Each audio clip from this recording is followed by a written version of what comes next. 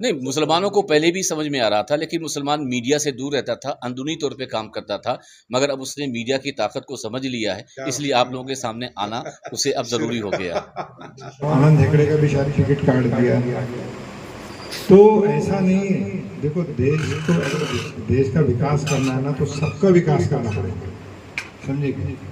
और एक बात बताइए, हेट स्पीच कांग्रेस में नहीं है, मुसलमानों में नहीं है, हर समाज में देखो जो गंदे कीड़े होते हैं ना, वो हर जगह होते हैं, समझे क्या?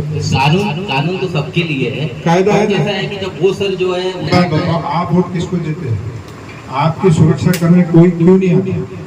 आप इतना मुट्ठों से वोट देते हैं, आपके लिए कोई मोर्चा, क्योंकि आपने अपना वैल्यू नहीं बताया, आपने अपना वैल्यू नहीं बताया, इसलिए आपके लिए कोई रास्ते पे नहीं आता। यही अगर दूसरा समाज रहे तो उसके लिए नीचे से लेके ऊपर तक हर कोई रास्ते पे आ जाएगा।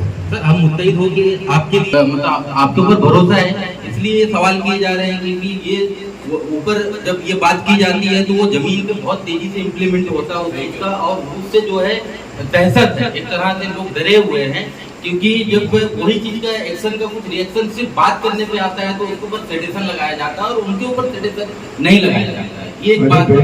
मैं वही तो बोला कि तुम्हारा अरे भाई मैं तो पॉलिटिशियन तो मैं देखो एक बात बताओ कि मेरे को नेता नहीं बनना है, नेता मेरे समाज में मेरे से अच्छा है, अगर ज्ञान देखेंगे तो इनको है, पॉलिटिक्स इनको आप आगे बढ़ाइए, मेरे को नेता नहीं बनना है।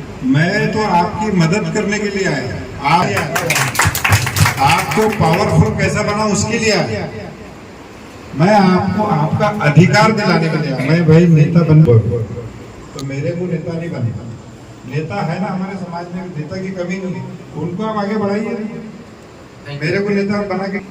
हाँ, लेकिन मैं ये सिखा सकता हूँ आपको कि अपना हक कैसा मांगना, वो मैं आपको बता सकता हूँ।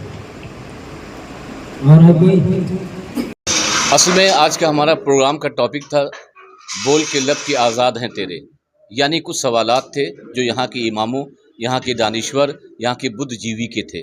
ख़ासतौर से वो सवालात ये थे कि हम नागपुर में बीजेपी को अगर मुसलमान सपोर्ट कर रहा है और बहुत सी बीजेपी के ताल्लुक से बातें अवाम में फैल रही थी, तो वो अपने उन बातों का निराकरण करने के लिए और उन बातों को जो परेशान था सुलझाने के लिए यहाँ उसने हमसे खुद कहा कि आप ताजाबाद ट्रस्ट के चेयरमैन प्यारे खान साहब जी को बुलाइए, क्योंकि वो नितिन गडकरी जी के लिए मुसलमानों में ख़ासतौर से प्रचार और प्रसार कर रहे हैं, तो हमारे सवालात हैं, उन सवालात का जवाब दें। तो आज आपने देखा कि बहुत अच्छे तरीके से उनके सवालात के जवाब हुए, बस इसीलिए ये प्रोग्राम। बात फ़ायदे और नुकसान की नहीं है, कोई भी पार्टी भी इलेक्शन में आती है तो वो काम सबके लिए ही करती है। मान लिया अगर वो कोई इंफ्रास्ट्रक्चर तैयार करती है तो किसी एक कम्युनिटी के लिए नहीं होती, अगर वो रोड तैयार होती है तो उस पर गाड़ी सबकी चलती है, अगर ट्रेन कोई वंदे भारत निकालती है तो उसमें सिर्फ हिंदू ही नहीं बैठता बल्कि दूसरे बैठते हैं, अगर बुलेट ट्रेन आती है, अगर इस हाई स्पीड ट्रेन आती है तो उस पर सभी बैठता है। तो अगर तरक्की कोई भी पार्टी करे तो उसमें तरक्की किसी एक कम्युनिटी की नहीं होती, सारी कम्युनिटी की होती है। नहीं, मुसलमानों को पहले भी समझ में आ रहा था, लेकिन मुसलमान मीडिया से दूर रहता था, अंदरूनी तौर पे काम करता था। मगर अब उसने मीडिया की ताकत को समझ लिया है, इसलिए आप लोगों के सामने आना उसे अब ज़रूरी हो गया है।